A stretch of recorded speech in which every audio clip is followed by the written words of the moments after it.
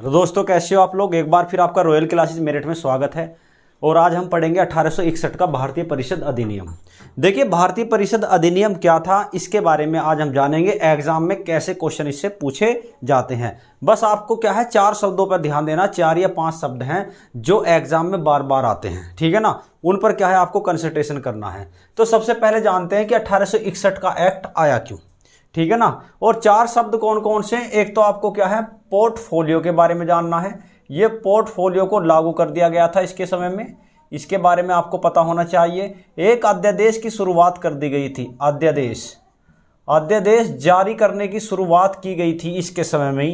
पहला पॉइंट ये हो जाता है, दूसरा ये हो जाता है। और तीसरा पॉइंट क्या है, भारतीय नेताओं को क्या है, पहली बार गवर्नर की परिषद में, भारतीय नेताओं को पहली बार गवर्नर की परिषद में जगह मिली थी। पहली बार शामिल किया गया, ठीक है ना, गवर्नर की परिषद में। ठीक, फिर इसके बाद में चौथा पॉइंट जो जानना है आपको, वो चौथा पॉइंट क्या है इसमें।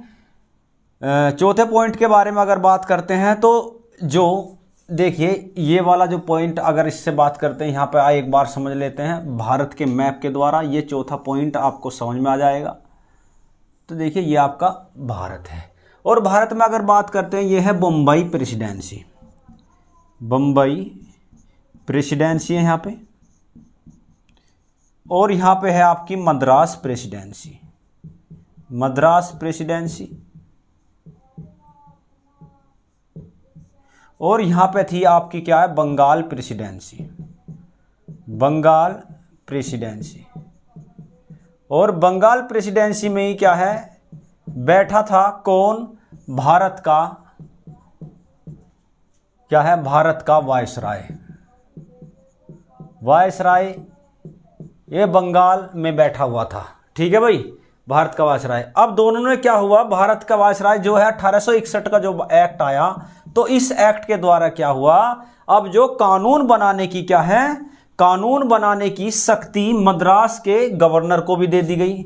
मद्रास गवर्नर को भी दे दी गई। और क्या है, बम्बई प्रेसिडेंस के गवर्नर को भी क्या है, अब शक्ति दे दी गई। अब ये कानून का निर्माण कर सकते हैं। अब शक्ति का विकेंद्रीकरण कर दिया गया।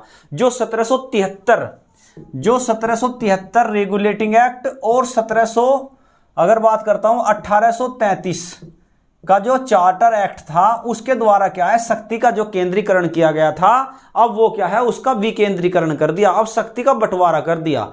शक्ति का बंटवारा क्या किया कि अब जो है भारत का, पहले भारत का वायसराय या भारत का गवर्नर जनरल, पहले क्या है, सभी के लिए कानून एक ही बनाता था, इसकी चलती थी। अब क्या है, बंबई का जो प्रेसिडेंस का जो गवर्नर था, वो अपने क्षेत्र में कानून बना सकता है। और मद्रास का भी क्या है, अपने क्षेत्र में कानून बना सकता है, ठीक है ना। तो आप पोर्टफोलियो की जो शुरुआत की गई और अध्यादेश जारी करने की शुरुआत की गई, और भारतीय नेताओं को क्या है, पहली बार गवर्नर की परिषद में शामिल किया गया। तो पहले टू द पॉइंट की बात करते हैं, इसमें लेके चलते हैं, एक एक पॉइंट आपको समझाते हुए आगे बढ़ता हूं। तो पहले पॉइंट की अगर बात करता हूं आपसे, पहला पॉइंट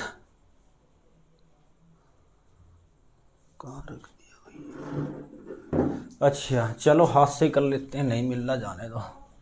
चलिए भाई, पहले पॉइंट की अगर बात करते हैं तो पहला पॉइंट देखिए क्या कहता है पहले पॉइंट पे। तो पहला पॉइंट ये है कि इसे क्या है, भारतीय परिषद अधिनियम कहा जाता है।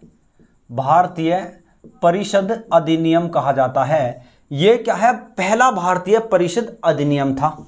आपको एक पॉइंट तो ये याद करके रखना है कि भारत जो एक्ट लाया गया था, किसे पहला भारतीय परिषद अधिनियम कहा जाता है, वो है 1861 का।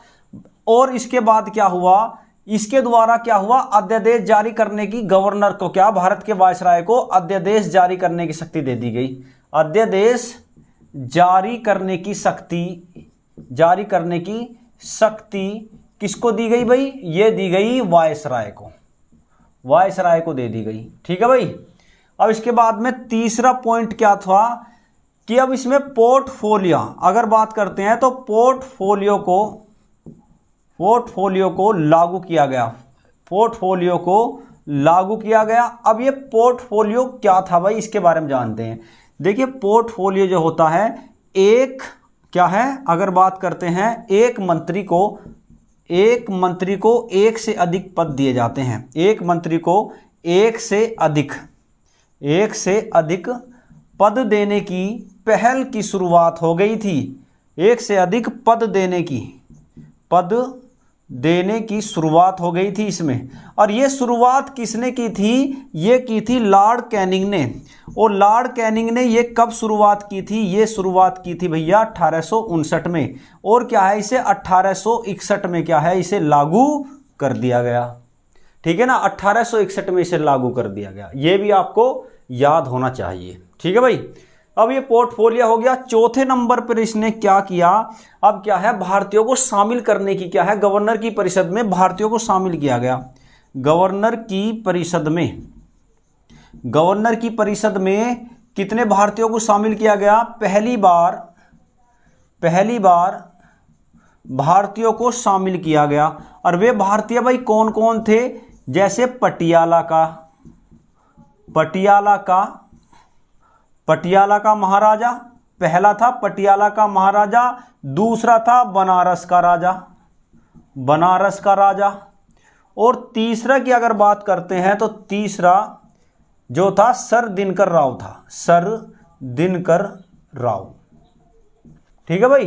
तो ये थे आपके सर दिनकर राव। तो तीन भारतीयों को क्या है, पहली बार गवर्नर की परिषद में शामिल किया गया। एक इसमें पॉइंट था कि गवर्नर की परिषद में सदस्यों की संख्या कितनी हो सकती थी भाई, और इनका कार्यकाल कितना होता था। गवर्नर की परिषद में अगर सदस्यों की बात करते हैं तो कम से कम 6 हो सकती थी और अधिक से अधिक 12 हो सकती थी। लेकिन क्या है, पहली बार गवर्नर की परिषद में 5वां सदस्य जोड़ा गया। कौन सा भाई? 5वां सदस्य जोड़ा गया। और ये 5वां सदस्य क्या था? विधिवेता के रूप में जोड़ा गया। विधिवेता के रूप में जोड़ा गया, कानून मंत्री के रूप में जोड़ा गया था ये। ठीक है ना। तो ये 5वां सदस्य जुड़ा। लेकिन क्या है, धीरे धीरे क्या है, अब जो गवर्नर की परिषद में सदस्यों की संख्या 17 तक पहुंच गई। ठीक है ना। लेकिन होनी कितनी थी? अधिकतम 12। लेकिन कितनी पहुंच गई? क्योंकि क्या है, इसका और मेन उद्देश्य क्या था? 1861 का एक्ट लाने का मेन उद्देश्य क्या था? इसका उद्देश्य यह था कि 1857 की क्रांति तो पहले ही घट चुकी थी। 1858 का जो चार्टर एक्ट था, जो किसने, महारानी विक्टोरिया ने घोषणा पत्र जारी किया था, तो उसमें यह कहा था कि भारतीयों के साथ जो है अब अच्छा व्यवहार किया जाएगा। और अंग्रेजों को यह भी भय हो गया था, अगर भारत में शासन करना है तो भारतीयों का क्या है, साथ लेना बहुत आवश्यक है। अगर सही सफल प्रशासन करना है तो भारतीयों को शामिल करना बहुत जरूरी है गवर्नर की परिषद में। तो पहली बार 3 भारतीयों को शामिल कर लिया गया इसमें। ठीक है ना। और इसके बाद में क्या है, गवर्नर परिषद की सदस्यों की संख्या क्या है, अब इसमें गवर्नर की परिषद सदस्यों की संख्या का विस्तार किया गया। ठीक है ना। और विस्तार करके क्या है, गवर्नर की परिषद को बड़ा बना दिया गया। तो कुल मिलाकर क्या, बंगाल प्रेसिडेंस और क्या है, बंबई और मद्रास प्रेसिडेंस को क्या शक्ति प्रदान कर दी गई। अपने अपने क्षेत्र में क्या है, ये आराम से कानून बना सकते हैं। और इसमें एक और पॉइंट आता है, और वो पॉइंट कौन सा है? वो ये पॉइंट है कि अब जो है प्रांतों में अगर बात करता हूं मैं आपसे, प्रांतों में विधान परिषद का निर्माण किया गया। विधान परिषदों का क्या विस्तार किया गया। और उसमें कौन कौन थी अगर बात करते हैं, एक तो था आपका संयुक्त प्रांत में क्या बना दी गई, यहां पे संयुक्त प्रांत में क्या है, विधान परिषद पंजाब में बना दी गई। पंजाब में विधान परिषद का निर्माण किया गया भाई। संयुक्त प्रांत पंजाब में क्या है, ये क्या यहां पर विधान परिषद का निर्माण किया गया। और ये क्या है, इन प्रांतों में गवर्नर होता था। वायसराय तो क्या था, केंद्र में होता था, और गवर्नर प्रांतों में होते थे। ठीक है ना। तो यहां पर क्या है, प्रांतों में भी क्या है, विधान परिषद का निर्माण कर दिया गया। ठीक। अब ये अध्यादेश क्या था भाई, अध्यादेश जारी करने की शक्ति 1861 के एक्ट में वायसराय को दे दी गई। क्यों दे दी गई? क्योंकि क्या, गवर्नर की परिषद काफी बड़ी हो चुकी थी। तो आपातकाल में क्या है, गवर्नर, भारत का वायसराय क्या है, कोई भी अध्यादेश जारी कर सकता था। इससे क्या है, वायसराय की शक्ति बढ़ गई। ठीक है ना, शक्ति में इजाफा हो गया। अगर गवर्नर की परिषद के सदस्य अगर कोई बात नहीं मानते हैं तो वो जो है इमरजेंसी में क्या डिसीजन ले सकता है। ठीक है ना, और उसे पास कर सकता है। तो ये एक अध्यादेश जो जारी, आज जो भारत में अध्यादेश जारी करता है राष्ट्रपति, वो कौन से एक्ट से लिया गया है? वो एक्ट जो है आपका 1861 का एक्ट है। ठीक है ना, वो 1861 के एक्ट से जो है हमने उठा लिया और वो उसको जो है भारत के संविधान में जोड़ दिया गया। तो बात समझ में आ गई नहीं? तो ये जो 1861 का एक्ट किस लिए लाया था, किस लिए लाया गया था और इसका क्या उद्देश्य था? उद्देश्य यही था कि भारतीयों का क्या है, इसमें साथ लेना है और भारतीयों को शामिल करना है। सफल प्रशासन के लिए भारतीयों का साथ होना बहुत जरूरी था। इसलिए क्या है, ये जो 1861 का भारतीय परिषद अधिनियम जो है कहलाया। और भारतीय परिषद अधिनियम क्यों कहलाया? क्योंकि इंडियन काउंसिल एक्ट इसे क्यों कहा जाता है? क्योंकि इसमें पहली बार भारतीयों को जगह दी गई। ठीक है ना? तो ये जो है आपके लिए आज की वीडियो थी। अगर ये आपको वीडियो अच्छी लगी तो आप इसे लाइक करो, शेयर करो और सब्सक्राइब करो। ठीक है ना? तो फिर मिलेंगे एक अच्छी वीडियो में, तब तक के लिए ओके बाय।